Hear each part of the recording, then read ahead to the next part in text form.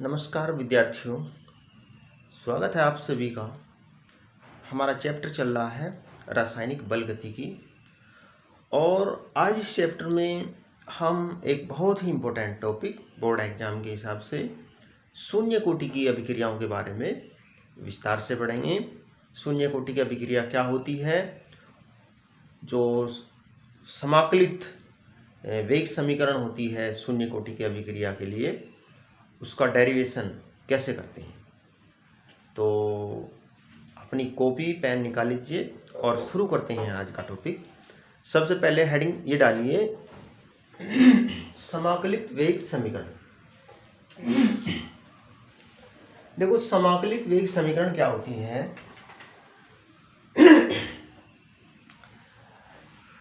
वह गणितीय समीकरण, लिख लेंगे आप इसको, वह गणितीय समीकरण जो अभिक्रिया के वेग और अभिकारकों की मोलर सांद्रताओं के मध्य, अभिक्रिया के वेग और अभिकारकों की मोलर सांद्रताओं के मध्य संबंध बताती है, कहलाती है समाकलित वेग समीकरण। समाकलित वेग समीकरण अभिक्रिया के वेग स्थिरांक के और भिन्न भिन्न समय पर अभिकारक की मोलर सांद्रता के मध्य संबंध बताती है। वेग स्थिरांक के और भिन्न भिन्न समय पर जो अभिकारकों की मोलर सांद्रता होती है उसके मध्य ये संबंध बताती है। और जो विभिन्न कोटि की अभिक्रियाएं होती है उनकी जो समाकलित वेग समीकरण होती है वो अलग अलग होती है। तो अब नेक्स्ट हेडिंग डालिए, शून्य कोटि की अभिक्रिया। साथ साथ आप नोट्स बनाते जाएंगे। देखो, शून्य कोटि की अभिक्रिया, शून्य कोटि की अभिक्रिया किसे कहते हैं? शून्य कोटि की अभिक्रिया जीरो ऑर्डर रिएक्शन, शून्य कोटि की अभिक्रिया। देखो किसे कहते हैं शून्य कोटि की अभिक्रिया? वह अभिक्रिया जिसका वेग, अरे वेग को दर भी कहते हैं, वह अभिक्रिया जिसका वेग अभिकारक की सांद्रता पर निर्भर नहीं करता, शून्य कोटि की अभिक्रिया कहलाती है। या वह अभिक्रिया जिसका वेग अभिकारक की सांद्रता के शून्य घात के समानुपाती होता है। शून्य घात के समानुपाती का मतलब कि सांद्रता पर अभिक्रिया का वेग निर्भर नहीं करता, तो कहलाती है शून्य कोटि की अभिक्रिया। वह अभिक्रिया जिसका वेग अभिकारक की सांद्रता पर निर्भर नहीं करता, या वह अभिक्रिया जिसका वेग अभिकारक की सांद्रता की शून्य घात के समानुपाती होता है, शून्य कोटि की अभिक्रिया कहलाती है। शून्य कोटि की अभिक्रिया की दर समीकरण ये होती है, शून्य कोटि की अभिक्रिया की दर समीकरण होती है के दर बराबर के ए की पावर 0, है ना। जहां ए जो है ये अभिकारक है, ए क्या है? अभिकारक है, और के अभिक्रिया का वेग स्थिरांक है। तो शून्य कोटि की अभिक्रिया की दर, देखो जैसे मैंने आपको बताया ना कि वह अभिक्रिया जिसकी दर अभिकारक की सांद्रता की शून्य घात के समानुपाती होती है ना। शून्य घात का मतलब अभिकारक की सांद्रता पर दर निर्भर नहीं करता, और जब समानुपाती चिन्ह हटाएंगे तो दर बराबर ये आ जाएगी। तो जो शून्य कोटि की अभिक्रिया होती है उसकी जो दर समीकरण होती है वो ये होती है। शून्य कोटि की अभिक्रिया के वेग स्थिरांक का मात्रक, पिछली वीडियो में मैंने आपको निकालना बताया था, वेग स्थिरांक का जो मात्रक होता है इसका मात्रक होता है mole litre upon litre into समय, यानी कि मोल लीटर इनवर्स समय इनवर्स होता है। तो ये तो मैंने आपको परिभाषा बताई कि शून्य कोटि की अभिक्रिया क्या होती है। वो होती है जिसकी दर जो है अभिकार की सांद्रता पर निर्भर नहीं करती। दर समीकरण ये होती है शून्य कोटि की अभिक्रिया के लिए, दर बराबर के ए की पावर 0 और वेग स्थिरांक क्या बताया मैंने, मोल अपॉन लीटर इनवर्स समय इनवर्स होता है। अब देखो शून्य कोटि की अभिक्रियाओं के उदाहरण देखिए। जैसे देखो ये नाइट्रस ऑक्साइड होता है N2O, nitrous oxide N2। Nitrous oxide का गोल्ड के सूक्ष्म विभाजित गोल्ड के पृष्ठ पर इसका जो तापीय अपघटन होता है ये एक शून्य कोटि की अभिक्रिया होती है ना। ये क्या है, सूक्ष्म विभाजित गोल्ड के पृष्ठ पर N2O का जो तापीय अपघटन होता है ये एक शून्य कोटि की अभिक्रिया होती है। मतलब अगर आपको इसकी दर कहें, इसकी दर क्या होगी, दर कैसे लिखेंगे, दर बराबर के N2O की पावर 0, ये होगी दर, है ना। यानी कि दर समानुपाती होती है इसकी सांद्रता की शून्य घात के, है ना। इसी प्रकार से जो अमोनिया होती है, अमोनिया प्लेटिनम उत्प्रेरक की सतह पर, प्लेटिनम उत्प्रेरक की सतह पर 1130 केल्विन पर इसका तापीय अपघटन होता है N2 प्लस 3H2। इसका तापीय अपघटन होता है N2 और 3H2 में। ये एक शून्य कोटि की अभिक्रिया होती है। तो अगर आपको दर कहें तो दर कैसे लिखेंगे आप, इसकी दर लिखेंगे के NH3 की पावर 0। दर बराबर क्या लिखेंगे इसकी, के NH3 की पावर, ये होगी इसकी दर समीकरण। इसी प्रकार से जो HI होता है ना, हाइड्रोजन आयोडाइड, इसका तापीय अपघटन ये भी एक शून्य कोटि की अभिक्रिया होती है। देखो ये जो स्टोइकियोमेट्रिक गुणांक है ये नहीं रखेंगे, जैसे यहाँ पे ये तो प्रयोग द्वारा निर्धारित होता है ना। तो इसकी दर होगी, ये जब कह रहे हैं ये शून्य कोटि की अभिक्रिया है तो दर बराबर के HI की पावर 0। तो शून्य कोटि की अभिक्रिया वे होती हैं जो जिनका वेग अभिकारकों की सांद्रता पर निर्भर नहीं करता। अब नेक्स्ट अगला हेडिंग डालेंगे शून्य कोटि की अभिक्रिया की समाकलित वेग समीकरण।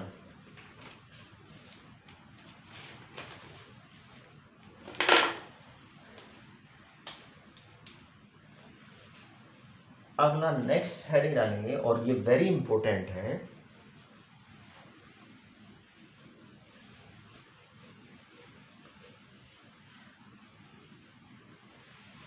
अगला नेक्स्ट हेडिंग वेरी इंपॉर्टेंट, शून्य कोटि की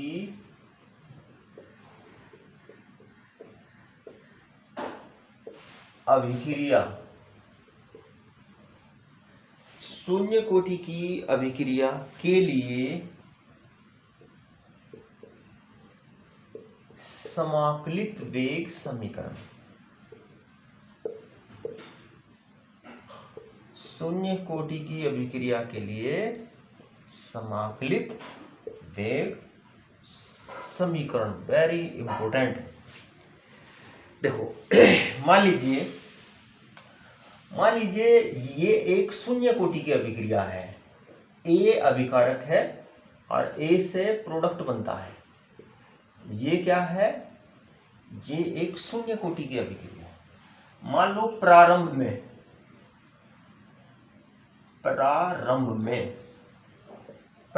में जब t बराबर होता है 0, है ना, और इसकी जो मोलर सांद्रता है, मोलर सांद्रता, मान लीजिए प्रारंभ में ये जो अभिकारक है इसकी मोलर सांद्रता स्मॉल a है ना, स्मॉल a है,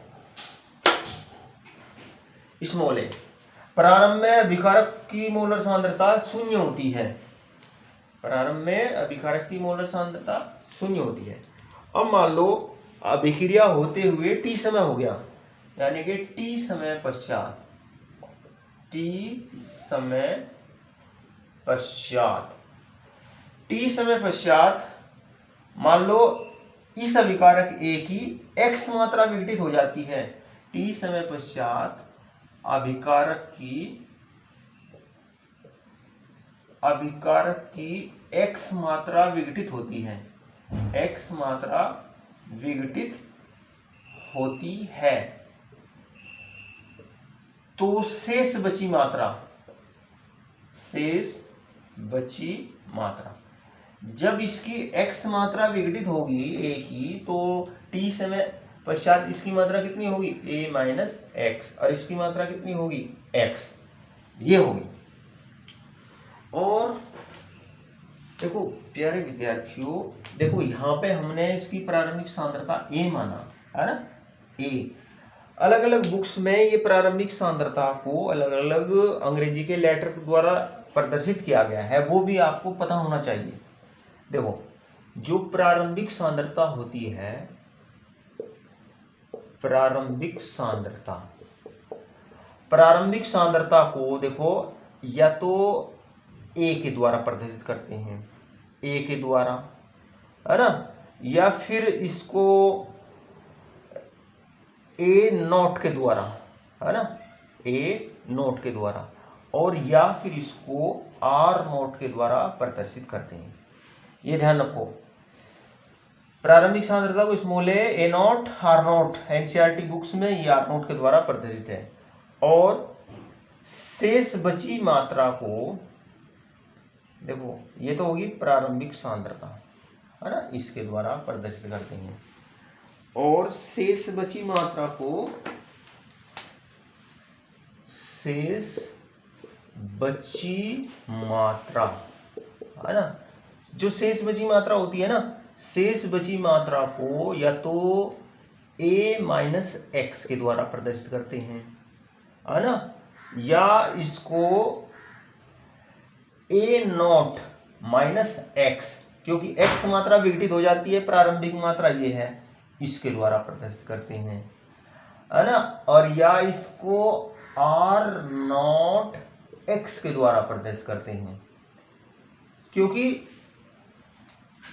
भाई प्रारंभिक सांद्रता ये होगी और t समय के पश्चात में x मात्रा विघटित होगी, तो शेष बची मात्रा ये होगी, और या फिर इनको r के द्वारा ब्रैकेट में, या फिर इसको a के द्वारा इसको शेष बची मात्रा को प्रदर्शित करते हैं है ना, यानी कि r बराबर लिख सकते हैं a माइनस एक्स के, है ना, समझ रहे हैं आप इस बात को। यानी कि देखो r बराबर क्या है, r नॉट माइनस एक्स है ना, और a बराबर क्या है, शेष बची मात्रा है ना, ये शेष बची मात्रा क्या है, ये a नॉट माइनस एक्स। ये चीज भी आपको पता होना जरूरी है। और x बराबर क्या है,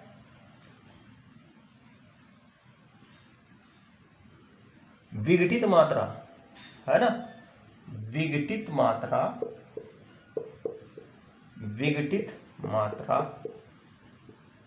x बराबर कहीं की होगी, x बराबर होगी a नॉट, ये प्रारंभिक सांद्रता, माइनस ये शेष बची सांद्रता, तो विघटित मात्रा ये होगी, और या इसको लिखते हैं r नॉट माइनस r। तो ये चीज भी आपको पता होनी चाहिए, डेरिवेशन करने में, ये न्यूमेरिकल निकालने में ये चीजें आपके काम आएगी। तो अब चलते हैं, पुनः वापस आते हैं। देखो मान लो हम शून्य कोटि की अभिक्रिया की समाकलित वेग समीकरण निकाल रहे हैं। मान लो ये शून्य कोटि की अभिक्रिया है, प्रारंभ में ये जो अभिकारक है इसकी सांद्रता ए मोल या ए को ए नोट या आर नोट के द्वारा भी प्रदर्शित करते हैं। और टी समय के पश्चात में इसकी जो एक्स मात्रा विघटित हो जाती है तो शेष बची मात्रा कितनी होगी, ए माइनस एक्स, है ना ये। अच्छा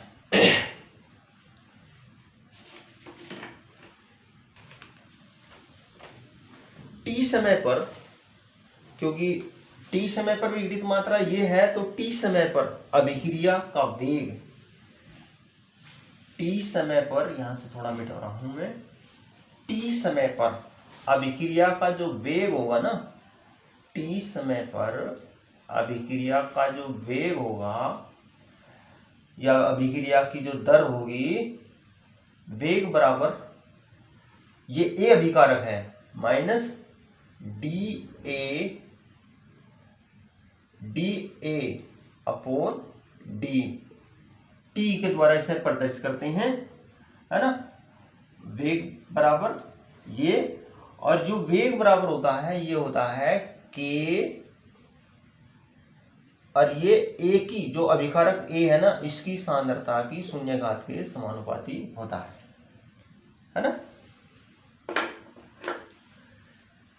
तो वेग बराबर ये आ गया minus D A upon D T के ए की पावर 0,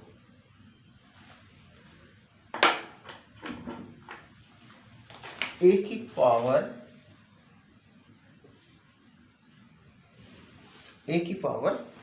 0।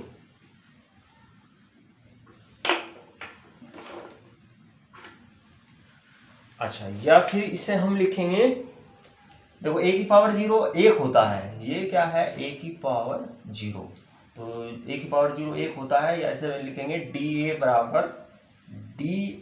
बराबर माइनस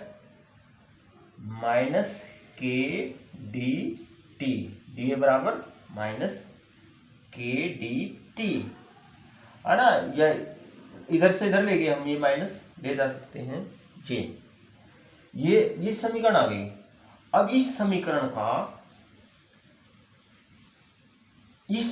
का समाकलन करने पर, देखो समाकलन करने पर ये स्टेप आपको ध्यान रखना पड़ेगा। समाकलन करने पर ये आता है ए बराबर, समाकलन करने पर ये आएगा ए बराबर माइनस के टी प्लस सी, ए बराबर माइनस के टी प्लस सी, जहां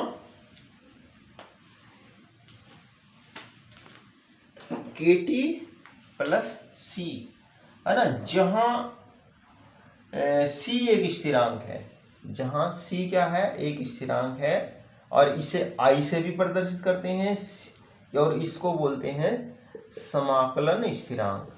इसे क्या बोलते हैं, समाकलन, इसको समाकलन स्थिरांक बोलते हैं। अच्छा, ये अब समाकलन स्थिरांक, देखो ये समीकरण आई।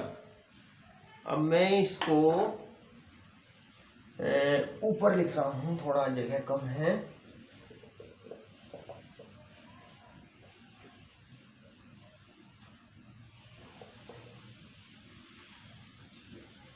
देखो ये समीकरण आई, ए बराबर माइनस के टी प्लस सी, ये समीकरण है। अब देखो प्रारंभ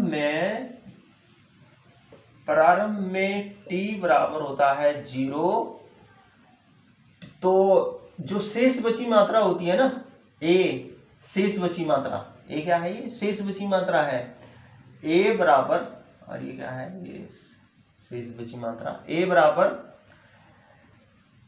ये मोलर सांद्रता को प्रदर्शित करती है ब्रैकेट के अंदर। ब्रैकेट लगाने से ये पता चल रहा है कि इसकी ये मोल प्रति लीटर सांद्रता यहाँ पे लिखी हुई है ए नोट के। देखो प्रारंभ में जो शुरू में प्रारंभिक सांद्रता और शेष बची मात्रा एक ही होती है ना। तो जब हम ये मान इसमें रखते हैं, टी का मान इसमें 0 रखने पर, तो t का मान इसमें 0 रखेंगे तो ये हो जाएगा a बराबर माइनस के, t का मान हमने 0 रखा, और c प्लस c, और a की जगह लिखेंगे a नोट, a की जगह क्या लिख दिया a नोट, क्योंकि प्रारंभिक सांद्रता शेष बची मात्रा बराबर होती है। तो c बराबर क्या हो जाएगा, c बराबर हो जाएगा a नोट के। अब जब इस मान को हम समीकरण 1 में रखते हैं, इस मान को जब हम समीकरण 1 में रखते हैं तो ये समीकरण प्राप्त होती है a बराबर माइनस के टी प्लस a नॉट, है ना, a नॉट, या इसको हम इसको इधर ले आएंगे, माइनस के टी को इसको उधर ले जाएंगे, तो यानी कि ये आ जाएगा के टी बराबर आ जाएगा A naught minus A naught minus A, है ना, या के बराबर आ जाएगा हमारा A naught minus A upon T के। और देखो, क्योंकि देखो ये ए नोट माइनस ए प्रारंभिक सांद्रता, ये शेष बची मात्रा है टी समय के पश्चात में, तो ये इसका अंतर x के बराबर होता है, इसका अंतर क्या होता है, x के बराबर होता है, या हम इसके लिखते हैं k बराबर, क्या लिखेंगे, k बराबर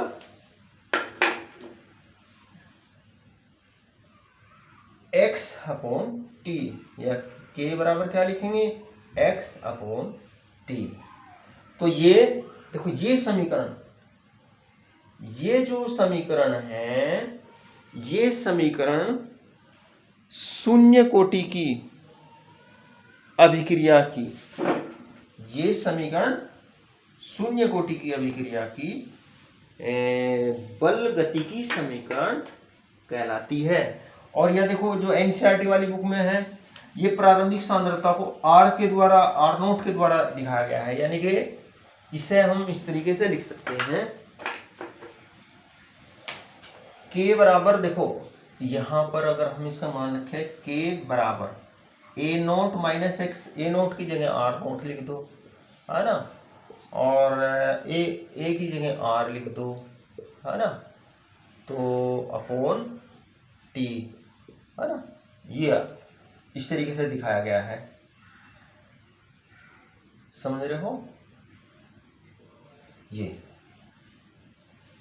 एक ही बात है। तो ये समीकरण कहलाती है, देखो क्या समीकरण है हमारी बलगति की समीकरण, क्या आई, शून्य कोटि के अभिक्रिया के लिए ये k बराबर प्रारंभिक सांद्रता माइनस शेष बची सांद्रता अपॉन टी, वेग स्थिरांक बराबर, या वेग स्थिरांक के बराबर, ये क्या है, शेष बची मात्रा के बराबर। तो ये समीकरण कहलाती है शून्य कोटि की अभिक्रिया की बल गति की समीकरण। और देखो, ये चीज आपको पता होनी चाहिए, अगर आपको ये चीज नहीं पता होगा तो ये आप इसमें फिर कंफ्यूजन हो जाओगे।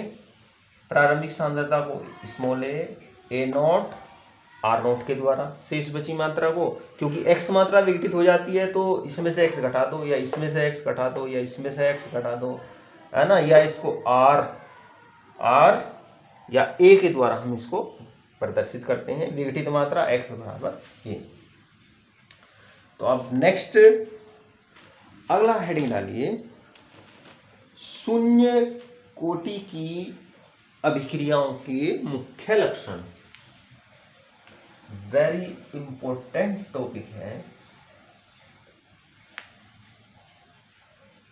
शून्य कोटि की अभिक्रियाओं के मुख्य लक्षण। अभिक्रियाओं, क्या बात, शून्य कोटि की अभिक्रियाओं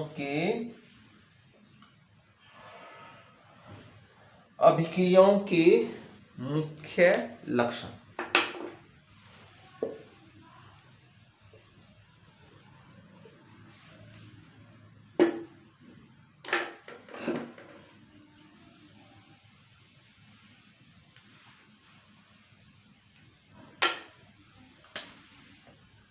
यस हेडिंग डालिए, शून्य कोटि की अभिक्रियाओं के मुख्य लक्षण।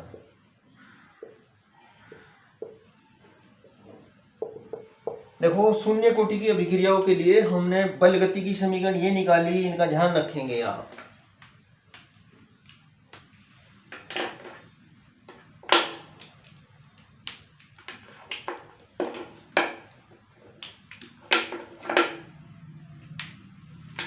हाँ तो शुरू करते हैं। शून्य कोटि की अभिक्रियाओं के मुख्य लक्षण वेरी इंपॉर्टेंट है, कई सारी इंपॉर्टेंट बातें आएंगी इसमें, आप उनके नोट्स बनाइए और इन चीजों को समझिए।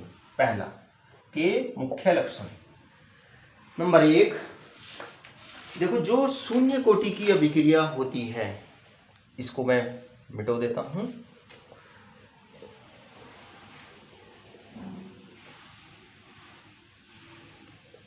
जो शून्य कोटि की अभिक्रिया होती है वो स्थिर दर से होती है, मतलब शून्य कोटि की जो अभिक्रिया का वेग होता है वो स्थिर रहता है, समय के साथ वो नहीं परिवर्तित होता, वो अभिकारकों की सांद्रता पर निर्भर नहीं करता। नोट करिए, शून्य कोटि की अभिक्रियाओं का वेग जो है, वेग क्या होता है, स्थिर रहता है, स्थिर रहता है। यह समय के साथ परिवर्तित नहीं होता, क्योंकि शून्य कोटि की अभिक्रियाओं का वेग अभिकारकों की सांद्रता पर निर्भर नहीं करता। अभिकारकों की जो मोलर सांद्रता होती है, अभिकारकों की मोलर सांद्रता पर निर्भर नहीं करता, ये ध्यान रखेंगे।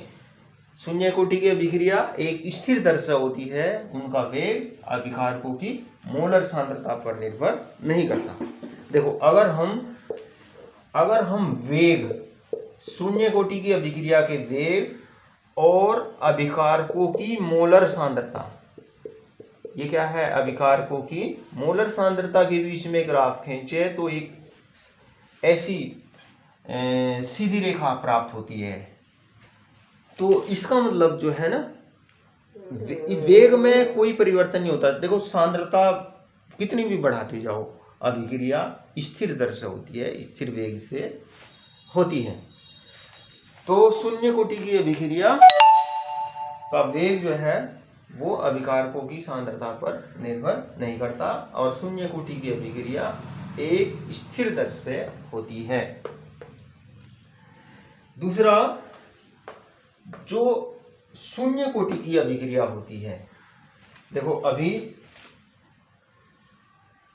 शून्य कोटि की जो अभिक्रिया होती है, ये समीकरण अभी निकाली थी, x बराबर kt या k बराबर x/t, है ना, या ये निकाला हमने a नॉट माइनस a, है ना, a not minus a, k बराबर a नॉट माइनस a/t, या इसे हम r नॉट माइनस r/t।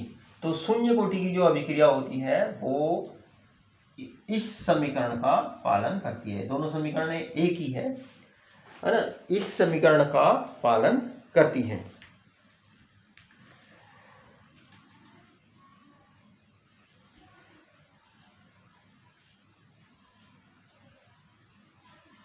देखो ये समीकरण है a not minus a, k बराबर a नॉट, ये समीकरण थी k बराबर a not minus a upon t, या हम इसे लिख सकते हैं kt, तो या ये kt बराबर a नॉट माइनस a, या हम a को इधर ले जाएं तो इसे a शेष बची मात्रा जो होती है ना, ये बराबर कहीं की होगी a नॉट और ये के टी माइनस का हो जाएगा माइनस के टी, है ना। ये समीकरण देखो, ये समीकरण ये वही है, इसी का ही, इसी से लिखा है हमने। देखो ये जो समीकरण होती है शून्य कोटि की अभिक्रिया की, ये बल गति की समीकरण है। ए बराबर ए नॉट माइनस के टी माइनस के टी। ये सरल रेखा समीकरण, ये क्या है, सरल, देखो वेरी इंपॉर्टेंट है, ये सरल रेखा समीकरण y बराबर एम एक्स प्लस सी के समान है, जहां जो a है ये शेष बची सांद्रता, ये y को प्रदर्शित करता है, y अक्ष को प्रदर्शित करता है, और ये a नोट y अक्ष पर अंतःखंड, ये जो c है ना, c जो है a नोट अंतःखंड y अक्ष पर अंतःखंड, ये c को प्रदर्शित करता है, और ये जो m है ये ढाल को प्रदर्शित करता है। तो अगर हम देखो ये समीकरण क्या है, ये वाली समीकरण इस सरल रेखा समीकरण के अनुरूप है। अतः a तथा t के बीच ग्राफ खींचने पर एक सरल रेखा प्राप्त होती है। अगर हम a और t के बीच में ग्राफ खींचे तो सरल रेखा प्राप्त होती है, जिसका जो ढाल होता है वो माइनस के बराबर होता है, जिसका ढाल माइनस के बराबर होता है, और y अक्ष पर काटे गए अंतःखंड की लंबाई, जो है वो a नोट के बराबर होती है। देखो इसको इस तरीके से, वेरी इंपॉर्टेंट ग्राफ है ये। ग्राफ देखो इस प्रकार से खींचते हैं। अगर हम मोलर सांद्रता, अभिकारक की मोलर सांद्रता, है ना, A मतलब ये शेष बची सांद्रता, अगर हम मोलर सांद्रता A और समय t के बीच में ग्राफ खींचे तो देखो ये माइनस के टी, ये जो माइनस के है ये ढाल को प्रदर्शित करता है, एक सरल रेखा प्राप्त होती है। देखो इस तरीके से, अगर हम a और t के बीच में ग्राफ खींचे तो इस तरीके से एक हमें सरल रेखा प्राप्त होती है, जो ये y अक्ष है ना, ये कौन सी y अक्ष है, ये x अक्ष है, जो y अक्ष को काटती है, और जिसकी लंबाई है यहां से लेकर के यहां तक, ये a नोट को प्रदर्शित करती है, यानी कि ये अभिकारक की प्रारंभिक सांद्रता को प्रदर्शित करती है। और इसका जो ढाल होता है वो माइनस के बराबर होता है। देखो अगर ढाल नीचे की ओर है, तो उसको माइनस के द्वारा प्रदर्शित करते हैं।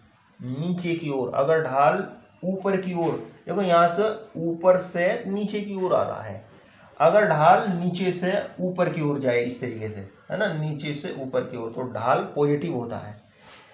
तो ये जो शून्य कोटि की अभिक्रिया है, ए शेष बची सांद्रता ए नॉट माइनस के टी, ये सरल रेखा समीकरण के अनुरूप होती है। अगर हम शेष बची सांद्रता, अभिकारक की मोलर सांद्रता और टी के बीच में हम ग्राफ खींचते हैं तो एक सरल रेखा प्राप्त होती है, जो y अक्ष को काटती है, और इस अंतःखंड की लंबाई, अंतःखंड की लंबाई जो है वो अभिकारक की प्रारंभिक सांद्रता को प्रदर्शित करती है। इसका ढाल जो है वेग स्थिरांक माइनस के को प्रदर्शित करता है। वेरी इंपॉर्टेंट है, बिल्कुल आपको इसको आना चाहिए आपको। अब जो वेग स्थिरांक होता है शून्य, हम पढ़ रहे हैं शून्य कोटि की अभिक्रियाओं के मुख्य लक्षण। जो शून्य कोटि की अभिक्रियाओं का जो वेग स्थिरांक होता है, वेग स्थिरांक का मात्रक क्या बताया था मैंने, वेग स्थिरांक का मात्रक मोल लीटर इनवर्स और समय इनवर्स, है ना, टाइम इनवर्स होता है। मोल लेटर इनवर्स टाइम इनवर्स होता है। देखो जो शून्य कोटि की अभिक्रिया, वेरी इंपॉर्टेंट पॉइंट है ये। देखो ये आया हमारा, है ना, या हमें ये x बराबर के टी, इसको इस तरीके से लिखते हैं x बराबर के टी, है ना, या इस तरीके से लिखते हैं। देखो जो शून्य कोटि की अभिक्रिया होती है उसको पूरा होने में, शून्य कोटि की अभिक्रिया को पूरा होने में ए नोट अपॉन के समय लगता है। देखो पूरा कब होगा, अभिक्रिया पूरी कब हो जाएगी, जब x बराबर ए नोट के बराबर होगा, या ए नोट ये प्रारंभिक सांद्रता, मतलब पूरा अभिकार, ये जो x है ना, x अभिकारक की वो मात्रा है जो विघटित होती है। और जब हमने अभिकारक की प्रारंभिक सांद्रता ली ए नोट, अब जब वो सारा ही विघटित हो गया, मतलब अभिक्रिया पूरी हो गई, तो ये x बराबर ए नोट, या ए नोट को 1 द्वारा प्रदर्शित करते हैं, है ना, जैसे पहले मैंने आपको बताया था वो। तो अब जब इसका मान इसमें रखते हैं x की जगह, मतलब जब सारा अभिकारक, ये प्रारंभिक सांद्रता है, जब सारा अभिकारक उत्पाद में परिवर्तित हो जाता है, यानी कि x बराबर हो जाता है ए नोट के, तो ये ए नोट बराबर होगा के इंटू टी, या टी बराबर होगा ए नोट अपॉन के, या इसे ए अपॉन के। वेरी इंपॉर्टेंट पॉइंट है ये कि जो शून्य कोटि की अभिक्रिया होती है ना, उसको पूरा होने में ए नोट अपॉन के समय लगता है। अगला पॉइंट, अर्धायुकाल। अर्धायुकाल किसे कहते हैं, शून्य कोटि की अभिक्रिया का अर्धायुकाल।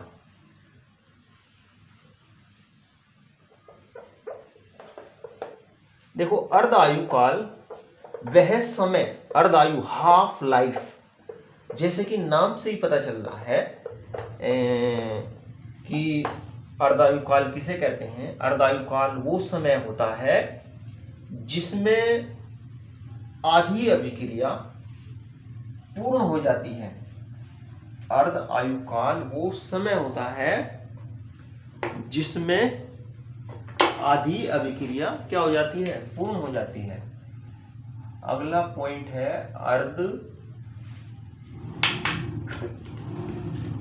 अर्धायुकाल,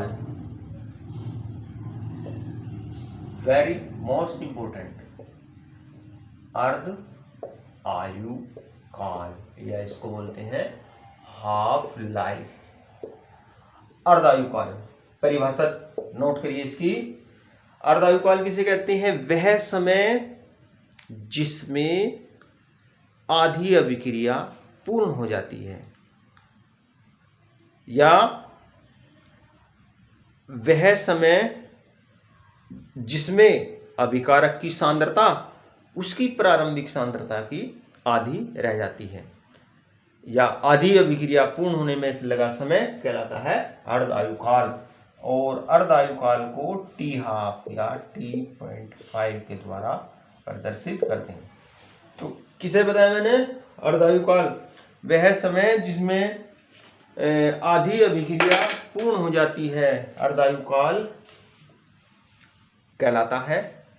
या वह समय जिसमें अभिकारक अपनी प्रारंभिक सांद्रता का आधा रह जाता है, आधा अभिक्रिया कर लेता है, वो समय कहलाता है अभिक्रिया का अर्धायुकाल। देखो जो शून्य कोटि की अभिक्रिया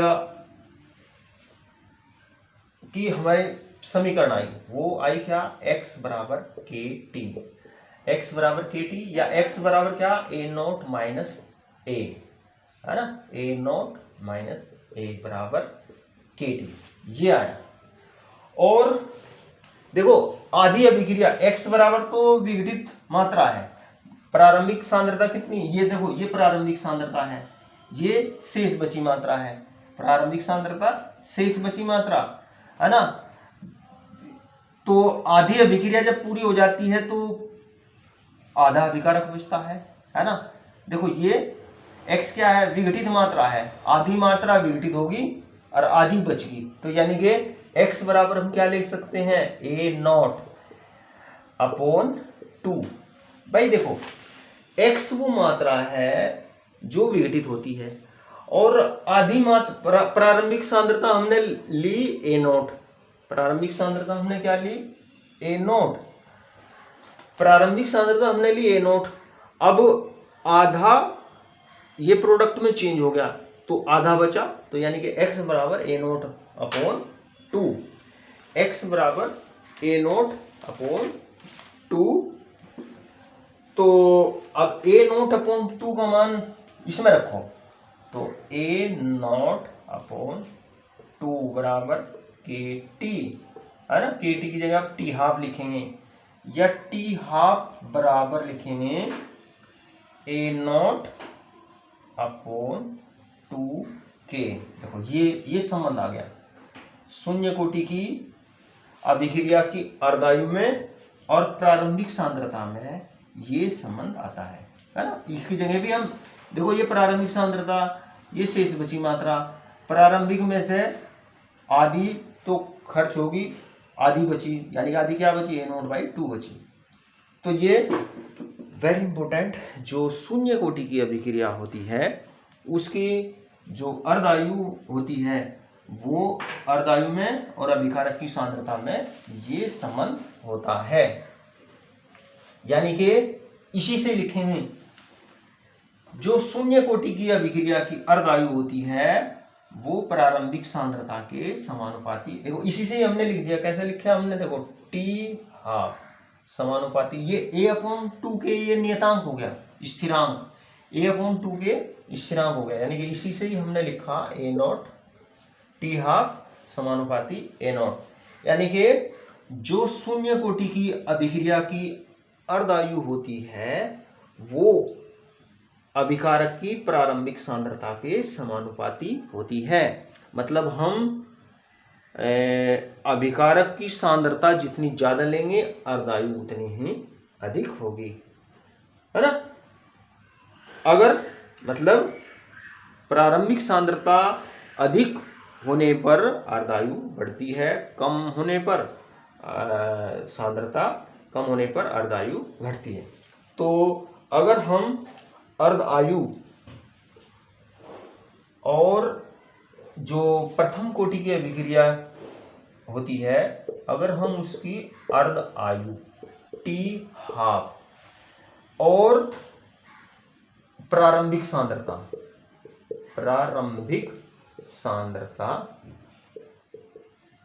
अभिकारक की प्रारंभिक सांद्रता के बीच में अगर हम ग्राफ खींचे तो देखो अर्धायु सांद्रता के प्रारंभिक सांद्रता के समानुपाती होती है। मतलब बढ़ने पर अगर हम इधर को मान बढ़ाते हैं प्रारंभिक सांद्रता का तो एक सीधी रेखा प्राप्त होती है, इस प्रकार से एक सीधी रेखा प्राप्त होती है। मतलब जैसे जैसे हम प्रारंभिक सांद्रता बढ़ाएंगे अर्धायु उसी अनुपात में बढ़ती है। और इसका जो ढाल होता है वो 1/2k के, क्योंकि ढाल बढ़ रहा है तो पॉजिटिव होता है, के बराबर होता है। इस वक्र का ढाल a/2k के बराबर होता है।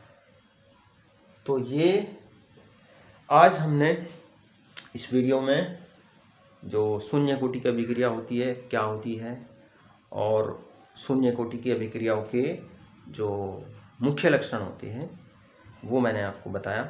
आशा करता हूँ आपकी समझ में आया होगा, आपको इससे बहुत फ़ायदा होगा। अब नेक्स्ट टॉपिक के लिए अगली वीडियो में मिलते हैं। आज के लिए इतना है। थैंक यू, नमस्कार।